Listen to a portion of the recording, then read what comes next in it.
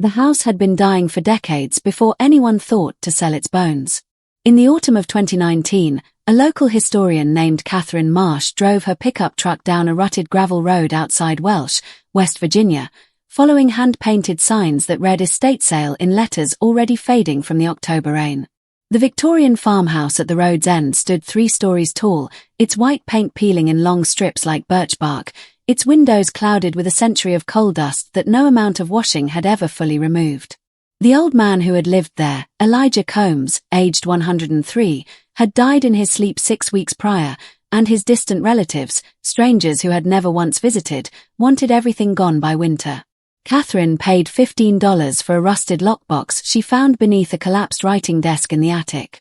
The hinges screamed when she forced them open that evening, rust flaking onto her kitchen table like dried blood.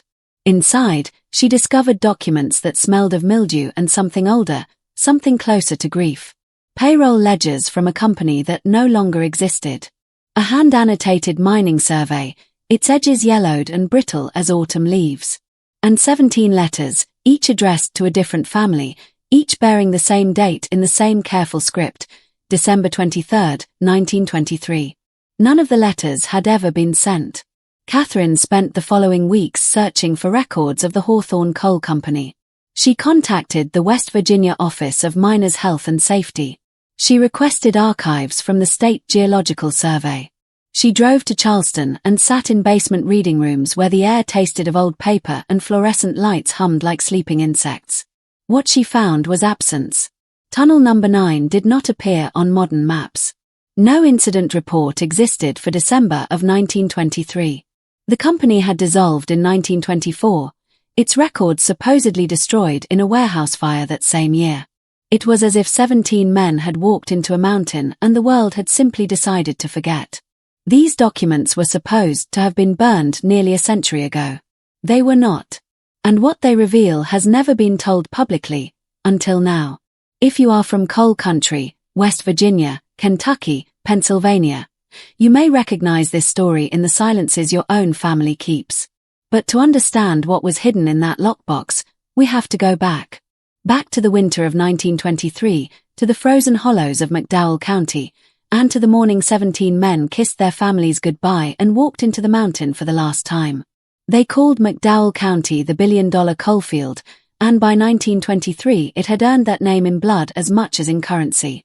The mountains of southern West Virginia sat atop the richest seams of bituminous coal in the American continent, and the men who owned the mineral rights, men who lived in Philadelphia townhouses and summered on the New Jersey shore, had been extracting that black wealth for 2 decades. The Hawthorne Coal Company was one of 37 operations in the county that year, founded in 1901 by a consortium of investors who had never seen the hollows their fortune came from, who could not have located McDowell County on a map without assistance. They knew only the numbers: tonnage extracted, tonnage shipped, profit margins calculated in offices that smelled of cigar smoke and polished mahogany rather than sulfur and sweat. The man they sent to oversee their investment was named Horace T. Aldridge, a company superintendent from Youngstown, Ohio, who had learned mine management the way a butcher learns his trade, through efficiency and the clean separation of sentiment from necessity. Aldridge was 46 years old in 1923, with a face like a closed ledger and eyes that calculated the worth of every man who stood before him. The miners feared him in the quiet way that working men fear the weather, as a force beyond appeal, beyond reason, simply to be endured.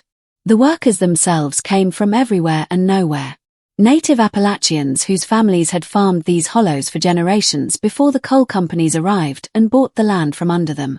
African American men who had fled the deep South, trading the cotton fields of Alabama and Georgia for the darkness beneath the mountains, escaping one form of bondage only to find another. Hungarian immigrants who spoke no English, Italian laborers who crossed an ocean seeking opportunity and found instead the inside of a tunnel. They lived together in the company town, rows of identical wood frame houses painted the same shade of faded grey, each one leaking heat through gaps in the clapboard, each one owned by the company that employed the men who slept inside. The coal dust settled on everything. It coated the porches where women hung laundry that would never come fully clean. It greyed the snow in winter and mixed with the mud in spring until the entire hollow seemed to exist in permanent twilight. The sound of the tipple, The great mechanical structure where coal was sorted and loaded never ceased, its rhythmic clanging the heartbeat of the town, running 18 hours a day, 6 days a week.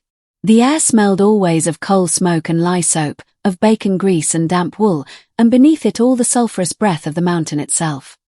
The miners were paid in scrip, company currency accepted only at the company store, where prices ran 40% higher than in any legitimate market.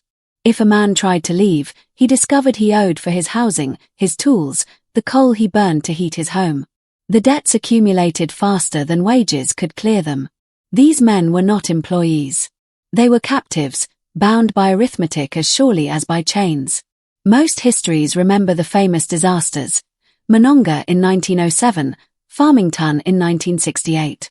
But the smaller tragedies, the ones that killed 10 or 15 or 20 men at a time, those were buried as surely as the bodies. And none were buried deeper than what happened at Tunnel No. 9. By December of 1923, that tunnel had been operational for 3 years. The miners called it the Throat, a narrow, low-ceilinged passage that ran nearly 2 miles into the heart of the mountain. And that winter, the Throat was about to close. The company ledgers called them 17 laborious. The letters in the lockbox called them by name.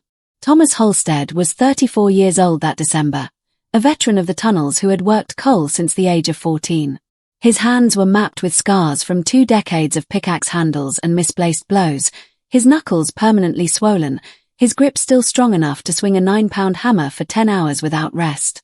He had married Clara Dawson when he was 19 and she was 17, and by the winter of 1923 they had 5 children sleeping in a 3-room company house, with a 6th growing in Clara's belly. Thomas worked double shifts when the company allowed it, saving what little scrip could be converted to real currency, dreaming of a small farm somewhere beyond the hollow where his children might grow up breathing clean air. Solomon Reeves was the oldest man on the crew, 52 years weathered and steady, his hair gone grey beneath the perpetual layer of coal dust that no amount of washing ever fully removed. He had walked north from Alabama in 1910, leaving behind a sharecropper's life that differed from slavery only in its paperwork. 13 years in the West Virginia mines had not broken him. He was saving money, real money, hidden in a tin beneath his floorboards, to buy land. 20 acres, he told anyone who asked. Enough to farm. Enough to own. Enough to die on soil that belonged to him. Joseph Molnar spoke only broken English, his Hungarian accent so thick that most of the American-born miners had stopped trying to understand him. He was 28 years old, arrived through Ellis Island just 2 years prior with a wife named Ursabit and a daughter he had never seen, born 3 months after his departure. He sent money home when he could, letters when he found someone to write them for him. The photograph he carried in his pocket showed a woman with dark serious eyes and a baby wrapped in white cloth. The youngest was David Lee Combs, 16 years old that winter, working his first season in the tunnels to help his widowed mother keep their house. His father had died in a different mine, a different collapse, when David was 11. The boy had his father's jaw and his mother's quiet determination, and the older men watched out for him in the way that miners watched out for the young ones. Knowing the mountains took them often, took them early, took them without warning or apology. There were 13 others. William Burrell, who sang hymns while he worked. Antonio Ferrara, who had a wife in Pittsburgh he visited twice a year.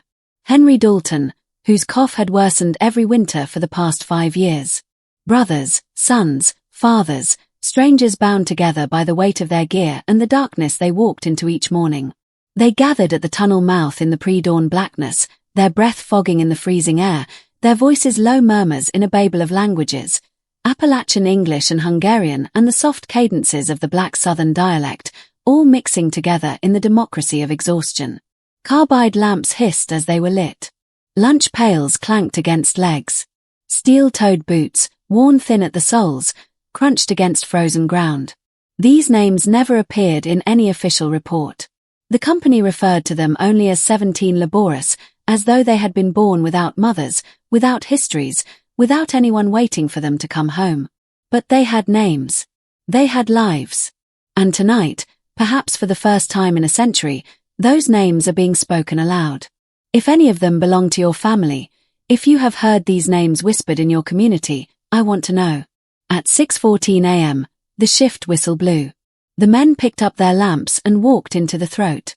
Above them, the sky was the color of iron. Below them, the earth was already beginning to shift. 3 days before the disaster, a man named Harlan Oates sat in the fire boss station near the mouth of Tunnel No. 9 and wrote a warning that should have saved 17 lives. Oates was 41 years old, a safety inspector employed by the Hawthorne Coal Company to walk the tunnels each morning before the crews arrived, checking for gas accumulations and structural weaknesses. It was a job that required a particular kind of courage, the willingness to descend alone into darkness, listening for the sounds that preceded catastrophe. He had done this work for 11 years, and in that time he had learned to read the language of the mountain the way other men read newspapers. He knew what the earth sounded like when it was stable. He knew what it sounded like when it was not. On December 14, 1923, Oates completed his inspection of Section 7 and returned to the surface with a cold weight in his stomach. The timber supports in the deepest portion of the tunnel had begun speaking. Creaking sounds, low and rhythmic, like the hull of a ship under strain.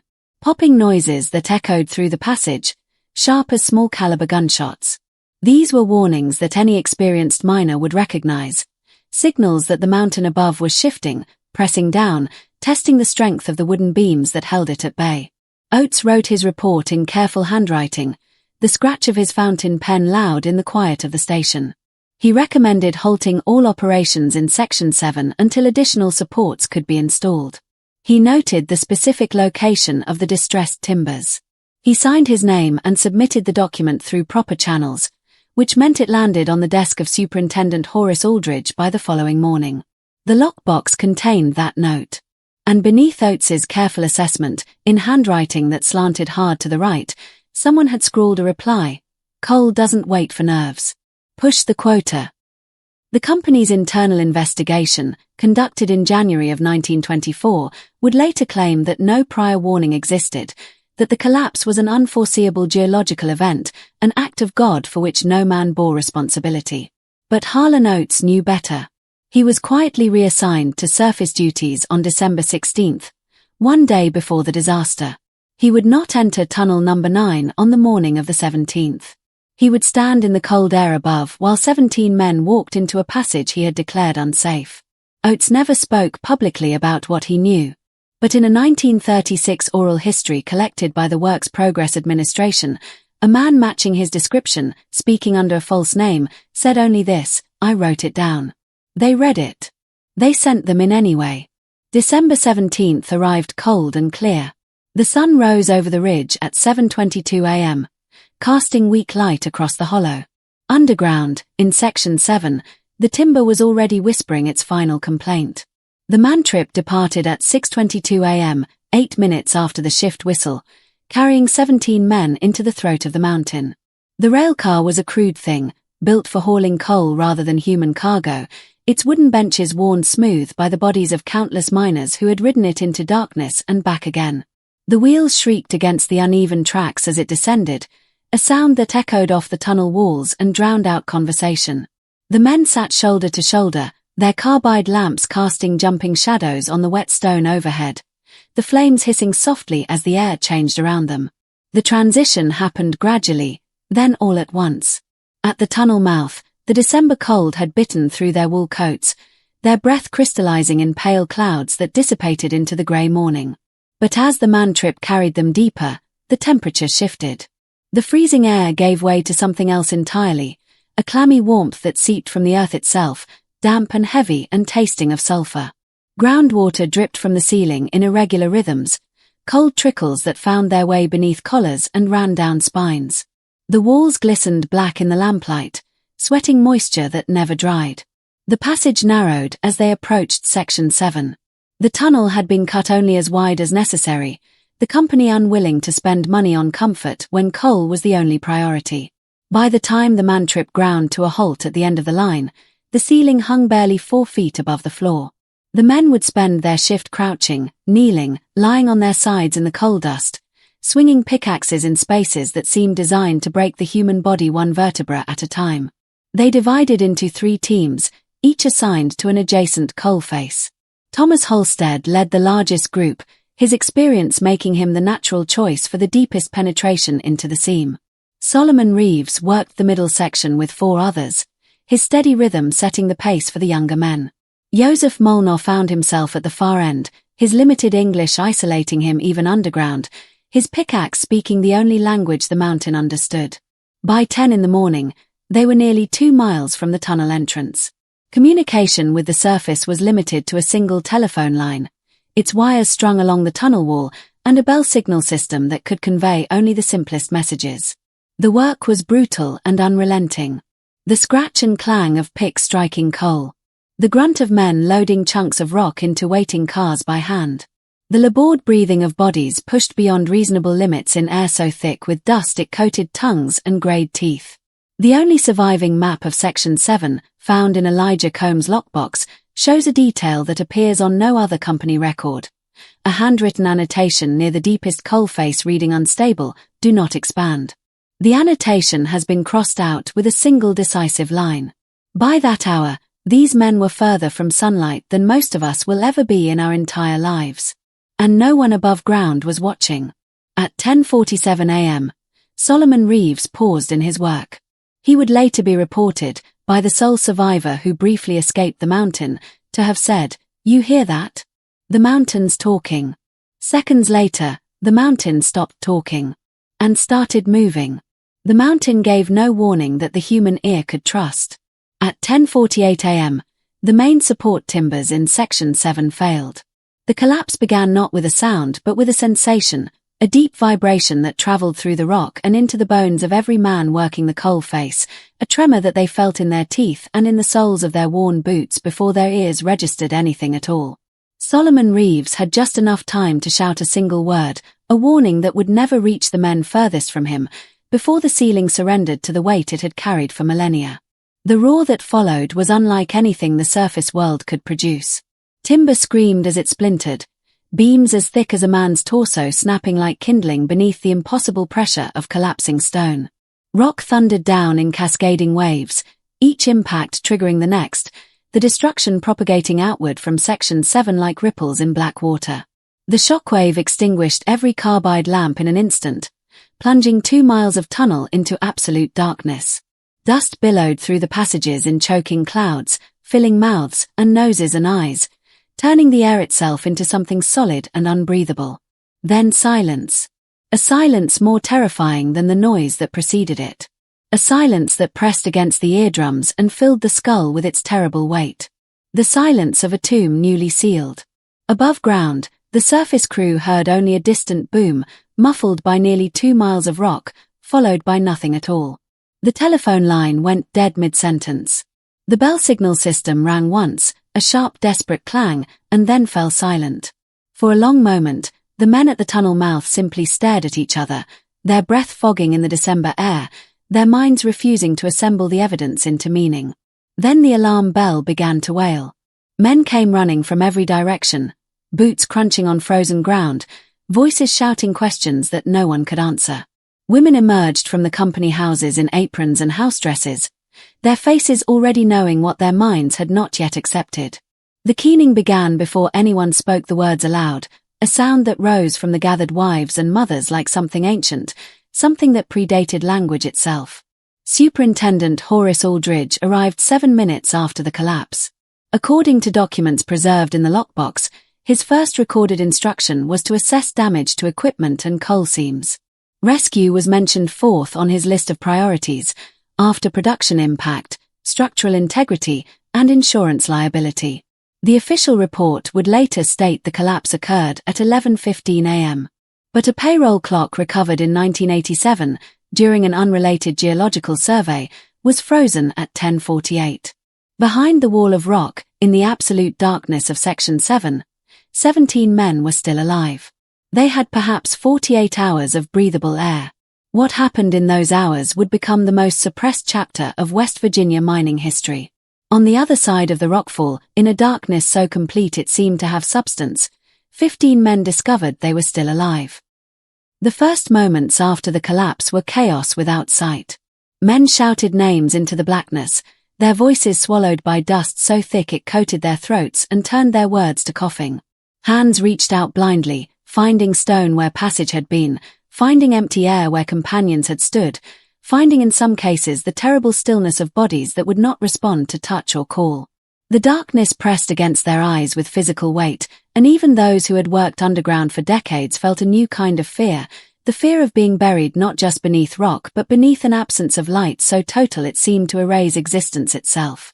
Thomas Halstead was the first to regain enough composure to act.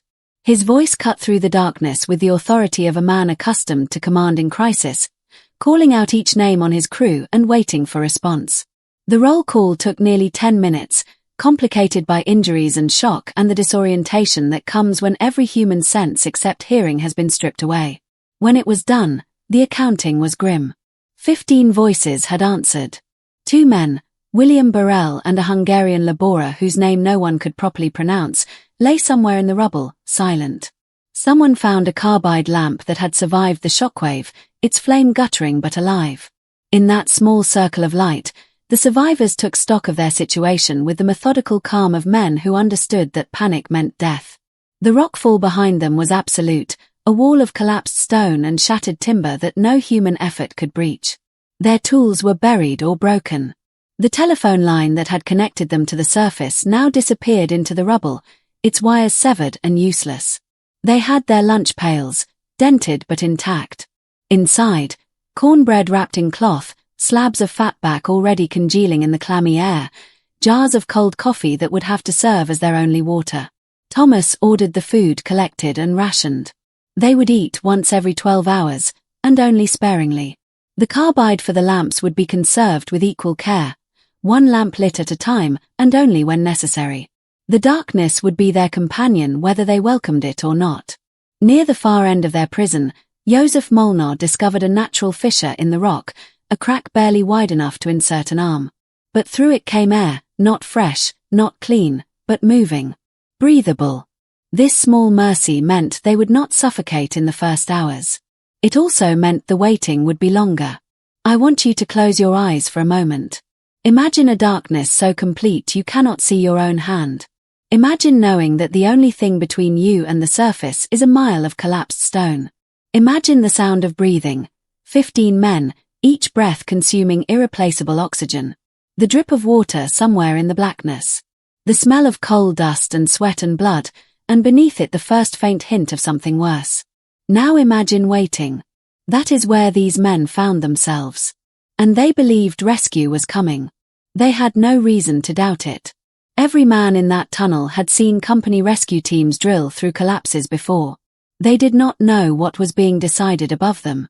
Above ground, the decision that would seal their fate was being made, not by miners, not by engineers, but by a man in Philadelphia who had never seen the inside of a coal mine in his life.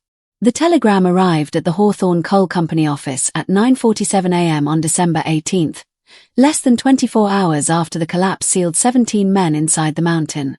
The company office occupied a small building near the tipple, its windows overlooking the hollow where coal cars lined up for loading and where, on this particular morning, a crowd of women and children had gathered in the freezing air to await news. Inside, the potbelly stove radiated heat that fogged the glass and created a small pocket of comfort entirely disconnected from the crisis unfolding beyond the walls. Superintendent Horace Aldridge stood beside the telegraph machine as it chattered to life, the mechanical clatter filling the room with its staccato rhythm. Each click a syllable in a message traveling 400 miles from a Philadelphia office where no one had ever breathed coal dust or heard the mountain speak. The telegram was preserved in Elijah Combs' lockbox, its yellow paper still bearing the creases where it had been folded and unfolded countless times. The message was 17 words long, and each word carried the weight of a death sentence. Assess recovery feasibility.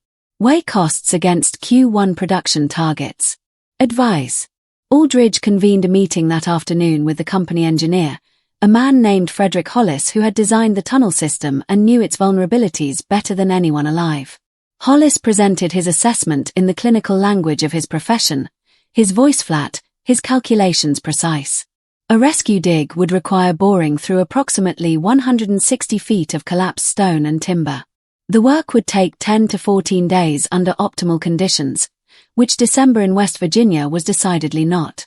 Equipment would need to be brought in from Charleston, specialized crews hired, adjacent tunnels temporarily closed to prevent secondary collapse. Total estimated cost, $80,000. And even then, there was no guarantee the men would be found alive. The alternative was simpler. Seal the tunnel. Declare the men legally deceased based on the impossibility of survival. Pay the statutory death benefit mandated by West Virginia law, $500 per man, a total of $8,500. Resume operations in Tunnels 6 and 8 by the first week of January, minimizing the impact on first quarter production targets. The scratch of Aldridge's pen on paper was the only sound in the room as he drafted his reply to Philadelphia. The rustle of documents being gathered, sorted, filed. The quiet conversation of men who understood that their decision would never be questioned because no one with the power to question it would ever know. $80,000. That was the value the company placed on 17 human lives. They chose not to pay it. The death benefits came to roughly 1/10 the cost of rescue. They chose the mathematics of profit over the mathematics of mercy. This telegram was supposed to have been burned with all other internal communications when the company dissolved in 1924. Its survival is the only reason we know that the rescue was abandoned by choice, not by necessity.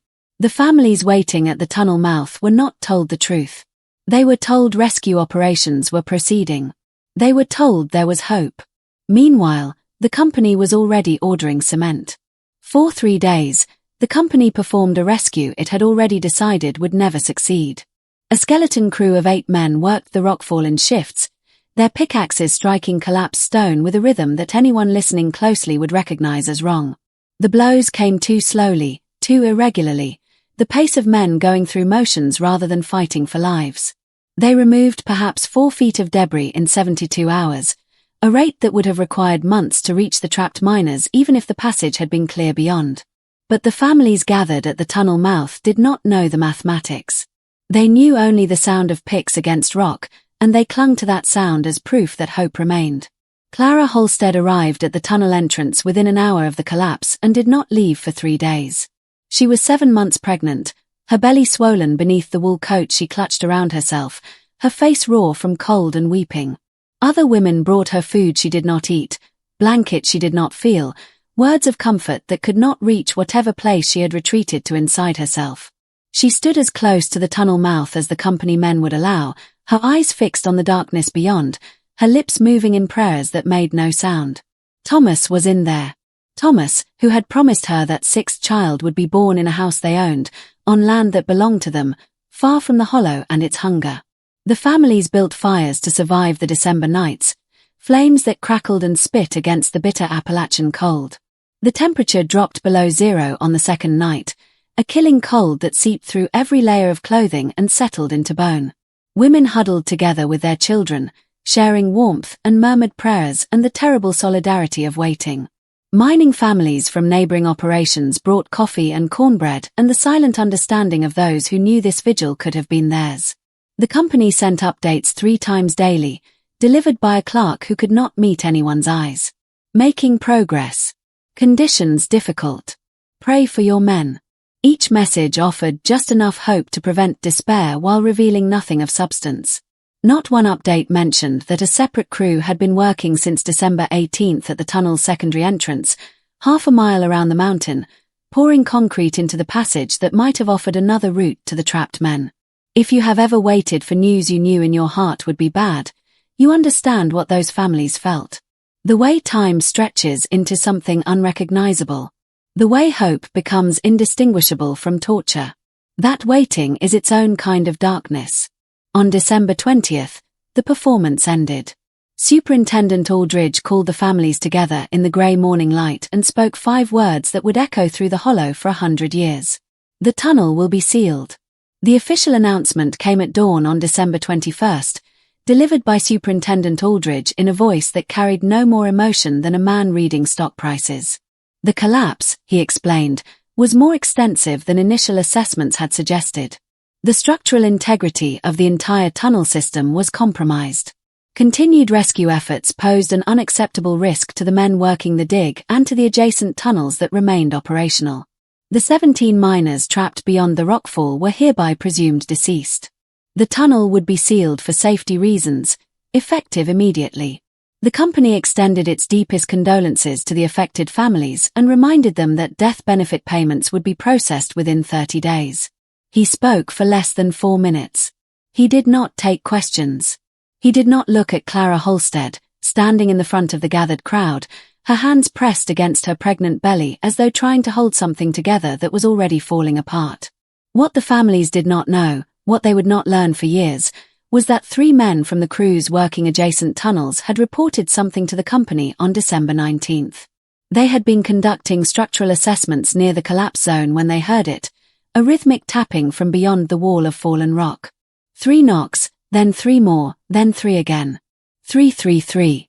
The universal miner's distress signal, taught to every man who worked underground, a pattern that meant one thing and one thing only: someone on the other side was alive and calling for help. The 3 men reported what they heard to Superintendent Aldridge personally. His response, according to testimony one of those miners would give years later to a WPA interviewer, was dismissive to the point of contempt. "Rock settles," he told them. "That is all you heard. Do not speak of this again." The lockbox contained one more document related to these claims, a hand-drawn diagram of the tunnel system, showing the approximate location where the tapping was heard, annotated in shaking handwriting with the words, "They were alive on the 19th. I swear to God they were alive." By December 23rd, the ceiling was complete. Workers poured concrete into the tunnel mouth, the grinding churn of the mixer drowning out the wailing of the gathered families. A sound that survivors would later describe as like nothing human, a keening that seemed to come from the mountain itself rather than from the throats of the women who had lost everything. Timber beams were installed to reinforce the concrete. An iron gate was erected and padlocked, its chain thick enough to anchor a ship. A sign was posted in black letters on white paint. Sealed by order of Hawthorne Coal Company. No entry. Then silence. The hollow fell quiet in a way it had not been for 20 years, the absence of noise almost more terrible than the grief that had filled it. The tipple still ran. The coal cars still loaded. But something had been closed that would not open again for a century. The 17 men were gone. But the story was not over. In the spring of 1924, something happened that the company could not explain and could not suppress. The spring thaw of 1924 revealed what the winter had hidden, and what the company had prayed would remain buried forever. On March 9th, a hiker named Randall Osborne was walking a ridge trail 2 miles east of the sealed tunnel number 9 when he noticed something unusual near an abandoned ventilation shaft. A narrow opening in the mountainside, barely 3 feet in diameter, that had once provided airflow to the deeper sections of the mine before being left to rust and ruin. The snow around the shaft mouth had melted in irregular patches, and Osborne, curious, moved closer to investigate. What he found would haunt him for the rest of his life. A man lay crumpled in the dead leaves beside the shaft, his body so thin that Osborne initially mistook him for a corpse.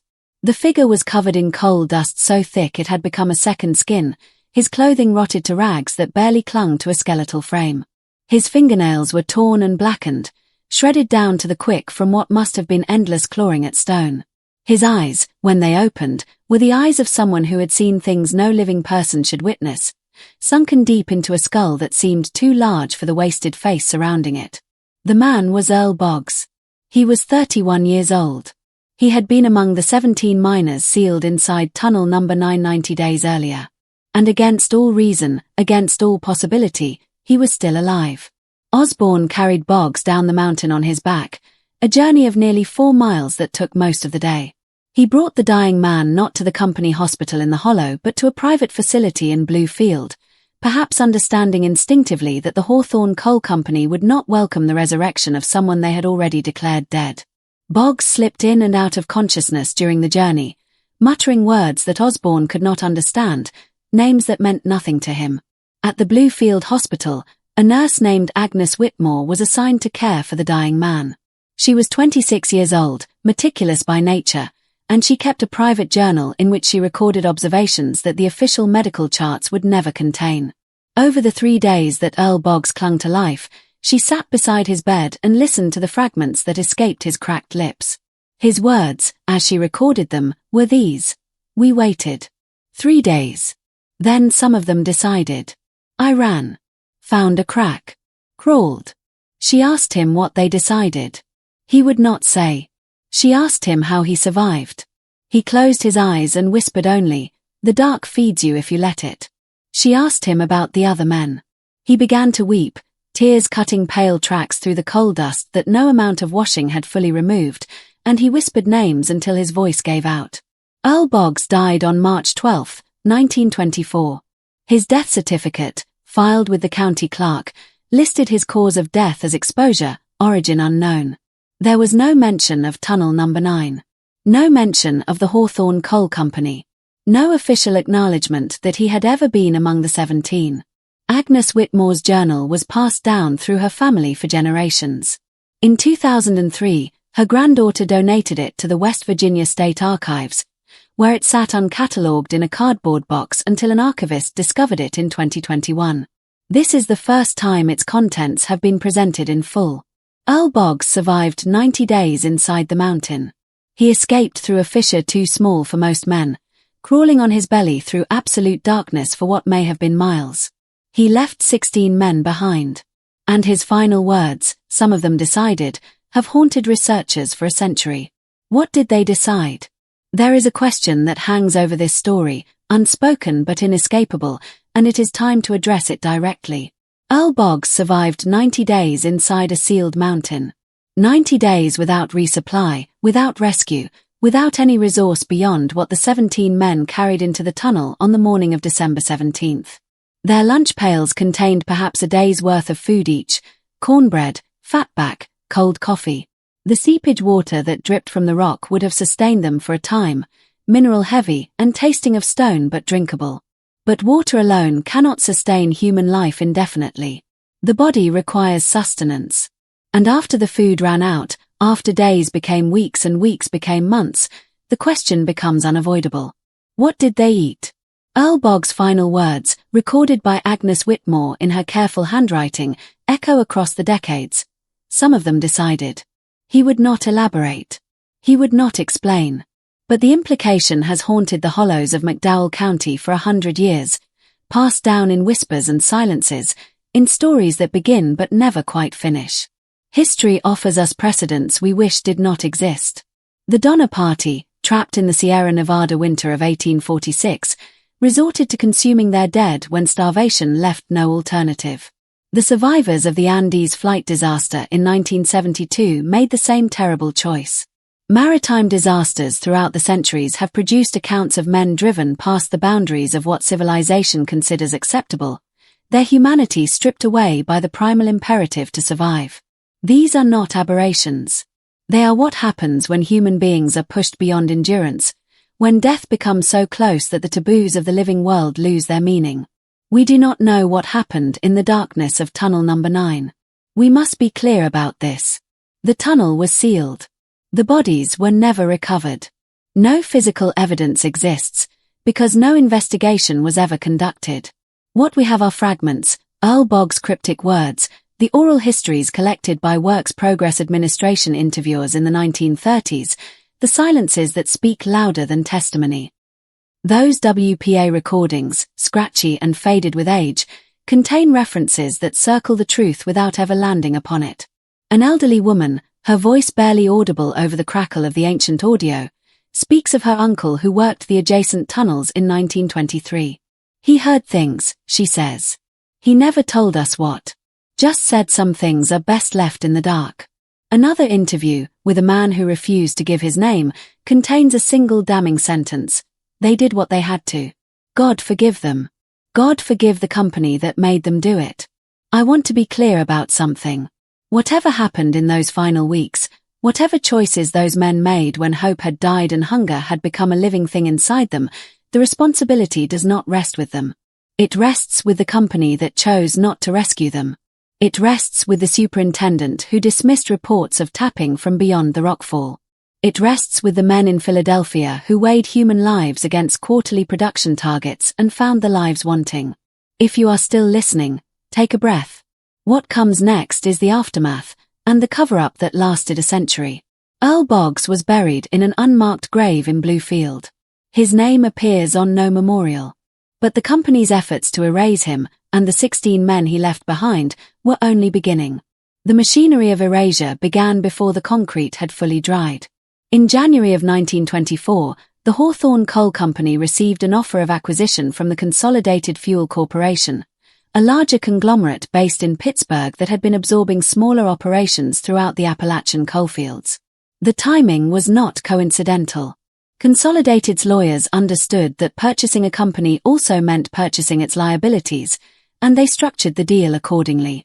As a condition of the sale, all personnel records, incident reports, safety assessments, and internal communications belonging to the Hawthorne Coal Company were to be destroyed. A warehouse fire in Welsh, reported in February of 1924 but never investigated, consumed what the official record claimed was the entirety of the company's documentation. The West Virginia Department of Mines received a final operational report from Hawthorne before its dissolution. The report, filed by Superintendent Horace Aldridge, described the events of December 17, 1923, as a minor structural failure in an unoccupied section of Tunnel No. 9. The phrase that appeared in the casualty column was chilling in its bureaucratic efficiency. None reported. The 17 men who had walked into the mountain that morning simply ceased to exist in the eyes of the state. Their names did not appear on the official list of mining fatalities for 1923. Their deaths were not counted among the statistics that reformers would later cite in their campaigns for improved safety regulations.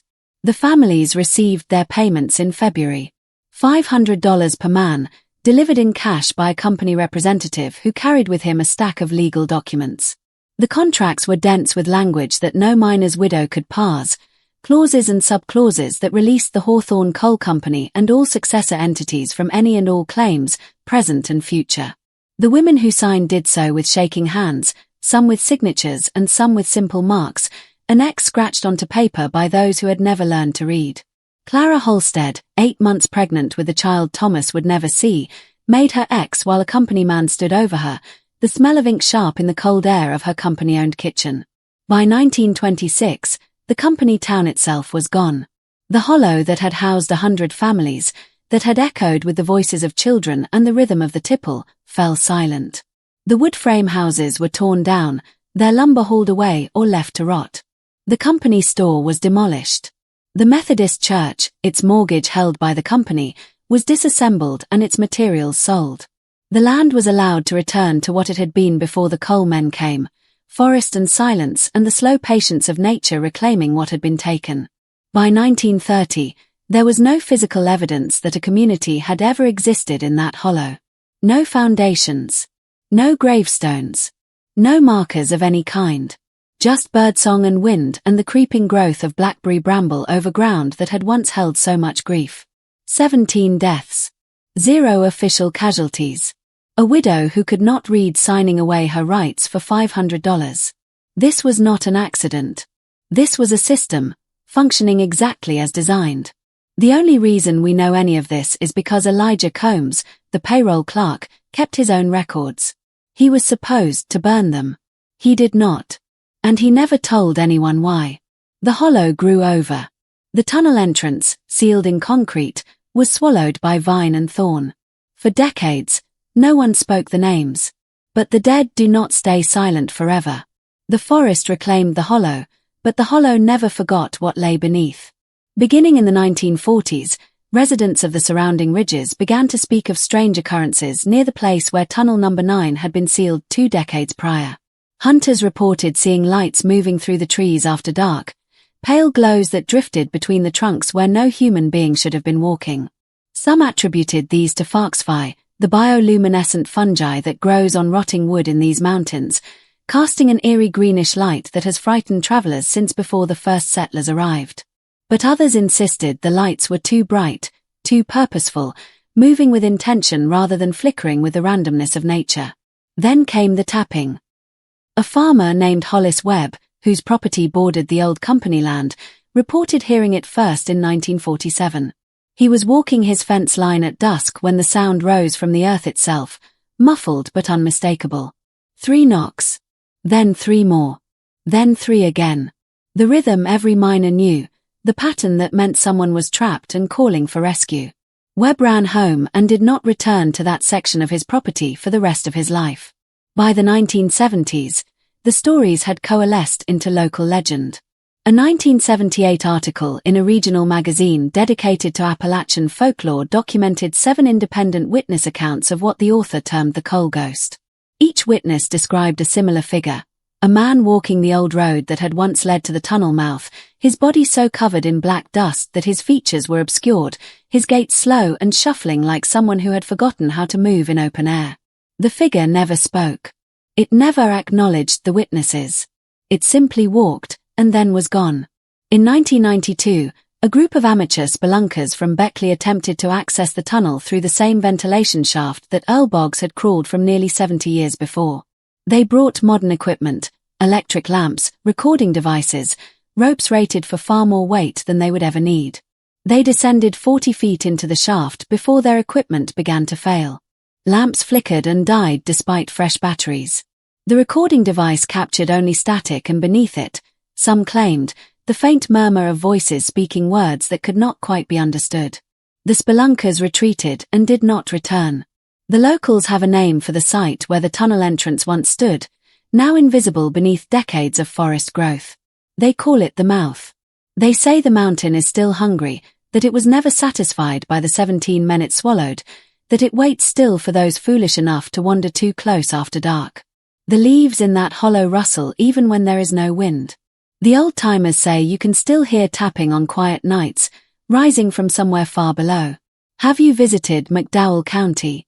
Have you heard these stories spoken in your own family? The comments are open. Ghost stories are easy to dismiss.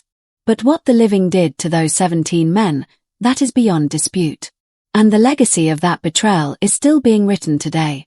The final contents of Elijah Combs' lockbox were 17 letters that were never meant to survive.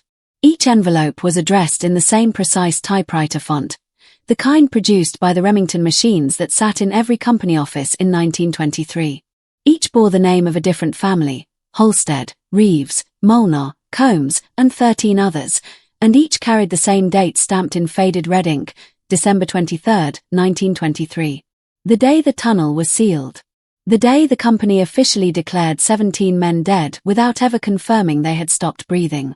The letters inside were identical in their cold formality, differing only in the names inserted into the blank spaces left for such personalization. The historian who discovered the lockbox unfolded them one by one, the aged paper crackling beneath her careful fingers, the smell of old ink rising from words that had waited a century to be read. We regret to inform you that your husband, Thomas Holstead, is presumed deceased following a structural incident at Tunnel No. 9 on December 17, 1923. Compensation in the amount of $500 has been allocated per company policy and West Virginia statutory requirements. No further inquiries will be entertained regarding this matter. We extend our condolences and remind you that company housing must be vacated within 30 days of this notification. The language was identical in every letter. Presumed deceased. Structural incident. No further inquiries. The words of men who had learned to convert human tragedy into administrative procedure, who understood that grief could be managed if it was processed through the proper forms. But the letters were never sent. A notation in Elijah Combs' own handwriting, found on a separate sheet of paper in the lockbox, explained why. The company's legal counsel in Philadelphia had determined that mailing formal notification letters would constitute acknowledgement of a recordable incident, creating documentation that could later be used in litigation. The families would receive their $500 in cash, delivered in person, with no paper trail. The letters were ordered destroyed. Combs did not destroy them. He kept them for reasons he never explained to anyone, carrying them with him when the company dissolved, storing them in a lockbox that would not be opened for nearly 100 years. And on the back of one letter, the one addressed to Clara Holstead, the pregnant widow who signed away her rights with an X, someone had written 3 words in faint pencil, pressed so lightly into the paper that they were nearly invisible. God forgive us. Those 3 words tell us everything. Someone knew. Someone remembered. Someone could not bring themselves to burn the evidence of what had been done. Clara Holstead gave birth to a daughter in February of 1924. She named her Mary. Mary grew up believing her father died in an accident, a story her mother told because it was the only story she knew. Mary Halstead died in 1998 at the age of 74, never learning the truth about the company's choice, the ignored warnings, the tapping that went unanswered. But what of the tunnel itself? The mountain has been silent for a century. Has anyone ever looked inside? In 1987, a team of geologists walked into a tunnel that had been silent for 64 years and found evidence that the dead had been waiting. The West Virginia Geological and Economic Survey conducted routine assessments of abandoned mine lands throughout the 1980s, mapping underground hazards that might threaten surface development or groundwater supplies. Tunnel Number 9, listed in state records only as an inactive extraction site with no associated incident reports, was scheduled for survey in the autumn of that year. A team of 4 entered through a secondary access point on the eastern face of the mountain, a passage that had been sealed with timber rather than concrete and had partially rotted away in the intervening decades. They carried electric lamps and surveying equipment, their footsteps echoing through passages that had not heard human movement since before the Second World War. The air was cold and still, heavy with the mineral smell of undisturbed stone.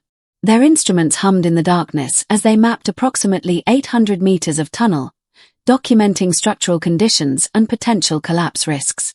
Then they reached the debris field.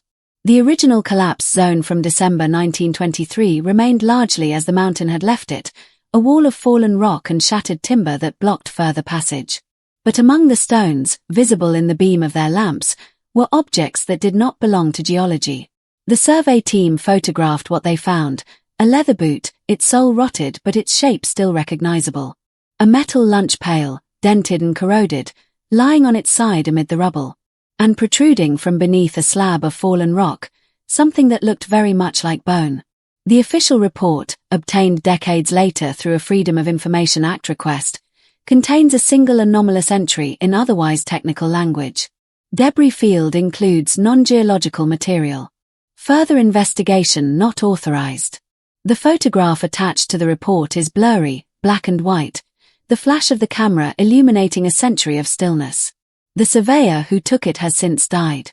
But his personal notes, preserved by his family, survive.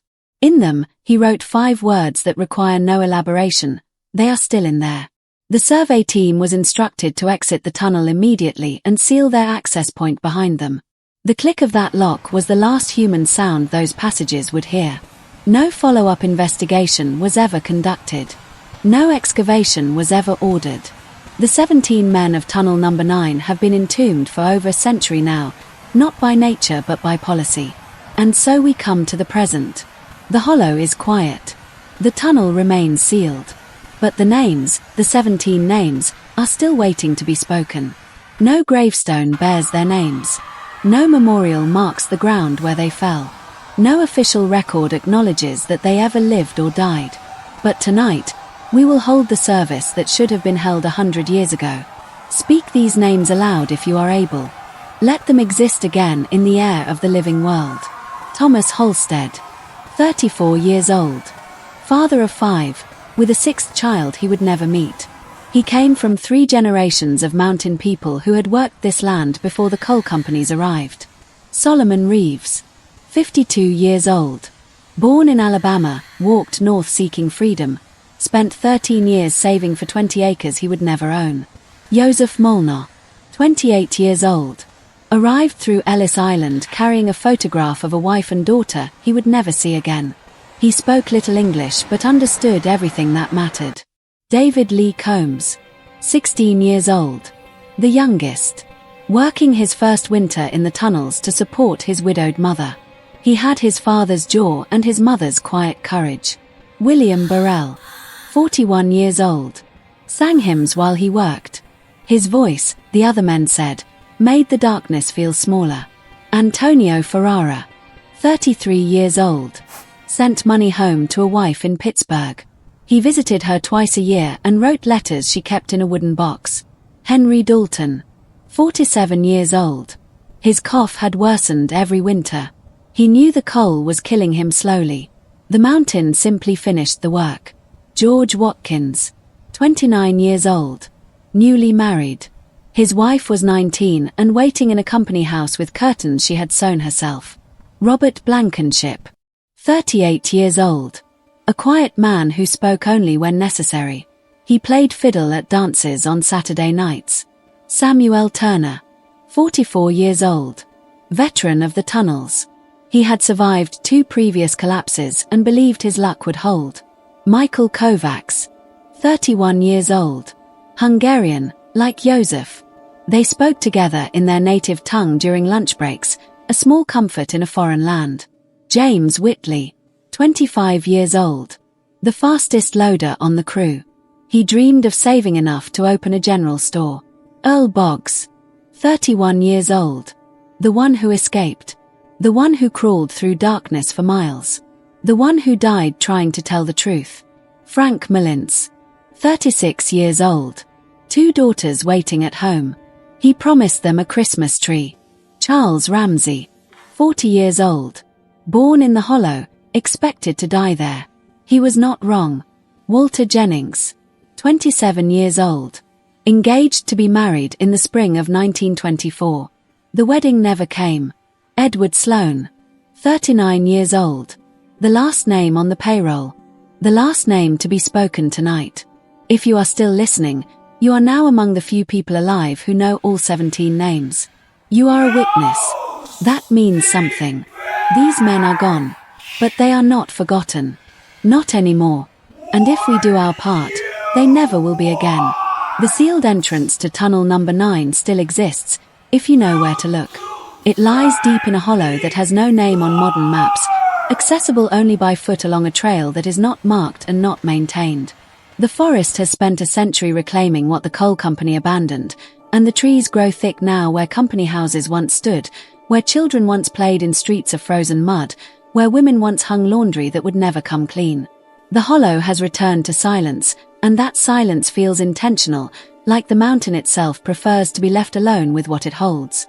The iron gate still stands before the tunnel mouth, though rust has fused the padlock shut and the bars have corroded to a deep orange that flakes at the touch.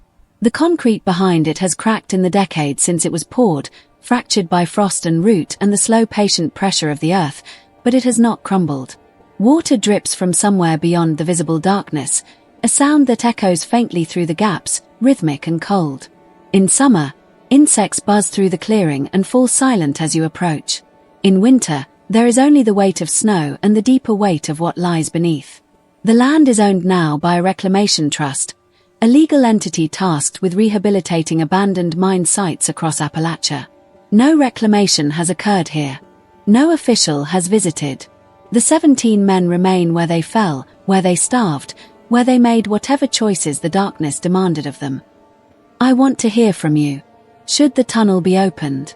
Should the remains be recovered, the bones given proper burial, the names carved finally into stone? Or should the mountain keep its dead, undisturbed, together in the tomb they have shared for 100 years? There is no right answer. There is only the question, and the silence that follows it. Whatever you decide, remember this: these men were not lost. They were left. And the men who left them, the men who chose arithmetic over mercy, were never held accountable. Thank you for bearing witness tonight. If this story moved you, share it. Not for the algorithm, but for the 17. Let their names be spoken again. *** Section 19. The legacy and call to witness ***. Target word count ** 450 words. The Hawthorne Coal Company disaster of 1923 remains, to this day, officially unrecognized by the state of West Virginia. No memorial stands in McDowell County bearing the names of the 17. No bronze plaque marks the hollow where they lived and worked and were ultimately abandoned. No lawsuit was ever filed on behalf of their widows, their orphans, their mothers who waited at the tunnel mouth until the cold drove them home to empty houses. The company dissolved before justice could find it. The records were destroyed before investigators could read them. The families scattered across Appalachia, carrying their grief to new hollows and new company towns where the same dangers awaited the next generation. But the story survived. It survived in the lockbox of a guilty clerk who could not bring himself to burn the evidence of what his employers had done. It survived in the journal of a compassionate nurse who wrote down the words of a dying man because she understood that someone should remember. It survived in the whispers of a hollow that never forgot, passed down through generations who spoke of lights in the woods and tapping from beneath the ground. The powerful believed they had buried the truth along with the bodies. They were wrong. Today, McDowell County is one of the poorest counties in America. Its population has fallen to a fraction of what it was during the coal boom, when the tipples ran 18 hours a day and the trains carried black gold to fuel a nation. The mines are closed now, most of them. The company towns are gone, reclaimed by forest and silence. The wealth that was extracted from these mountains flowed elsewhere, to Philadelphia and Pittsburgh and New York, leaving behind only the hollows and the graves and the stories that refuse to die. The lesson of Tunnel Number 9 is not complicated. When profit is valued above humanity, the vulnerable are sacrificed. And when the powerful control the records, they write the history. Unless we write it back. If you have made it to the end of this account, you are now a keeper of the story. The 17 men of Tunnel Number 9 were erased from history by men who believed no one would ever care enough to look. Prove them wrong. Share this story with someone who needs to hear it. Not for views, not for algorithms, but for memory. Drop a comment with the name of a worker in your own family who was forgotten, exploited, or lost. Let us build a monument in the comments section, because the companies never built one anywhere else. The tunnel is still sealed. The mountain is still waiting. But tonight, for the first time in 100 years, the 17 are not alone.